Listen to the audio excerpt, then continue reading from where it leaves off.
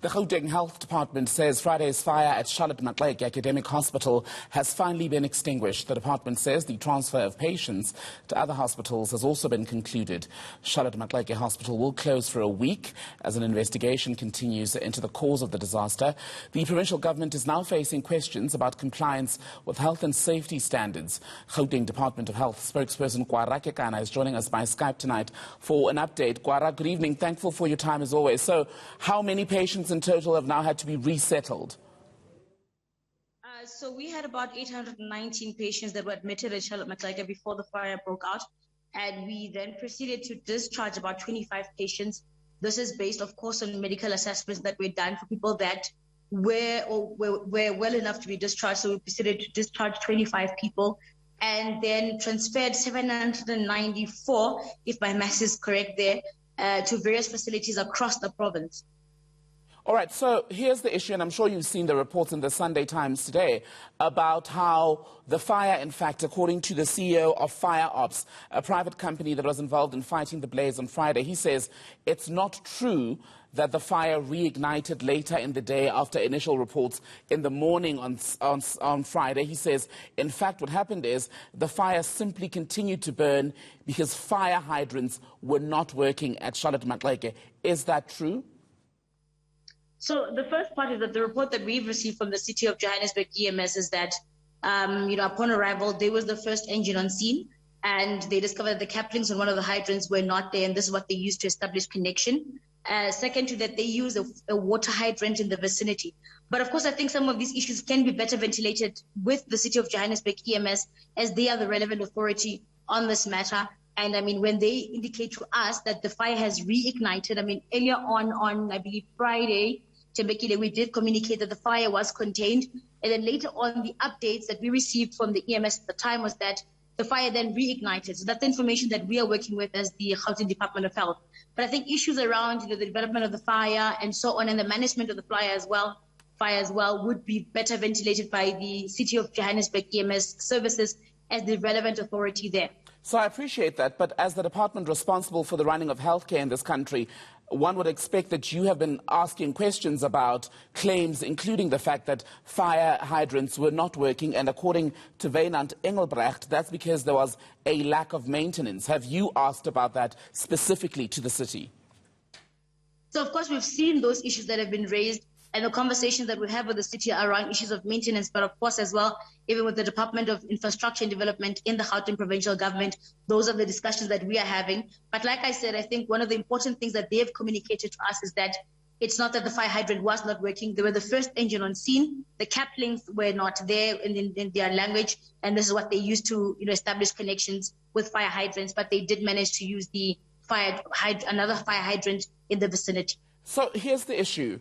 Right, and I appreciate what you're saying, that you're not responsible for issues at that technical level, but Synok Matobako from Joburg EMS, speaking yesterday when the Premier David Makhura was at the hospital, did say that there was an issue with access to water. And if a government building in Gauteng, most of all a hospital, had an issue with access to water in the midst of what could have been a bigger disaster, that amounts to the city of Joburg and the Gauteng government putting the lives of patients and staff at risk.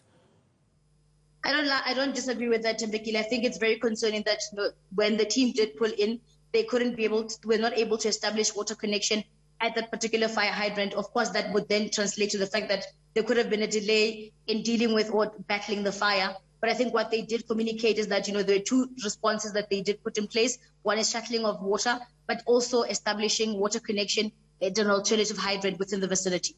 Another allegation is that there was no emergency plan at Charlotte Maxeke on Friday, and that's why this fire broke out in the morning, and only around 9 p.m. in the evening was a final decision made to say, let's evacuate these hundreds of patients. Have you seen an emergency plan, and do you know when it was sprung into action? Well, I'm not privy to the details as to when it kicked in, but what I can assure you is that the head of the disaster, Charlotte Maxeke, Prof. Moyeng, has been on top of things and leading the response with regards to the evacuation plan of patients and many other things as it relates to responding to the fire. So there is an evacuation. So the one is that there's a disaster committee in place at Charlotte Maxeke. We did actually have this conversation with the CEO a little while ago because these allegations as well were presenting themselves in the media space. So they did assure us that one, there is a active disaster committee plan at Charlotte Maxeke, and the head of the disaster, Prof. Muyeng, who has also been sitting in the platforms with the provincial disaster management team led by the head of the provincial disaster in Gauteng. So that is in place.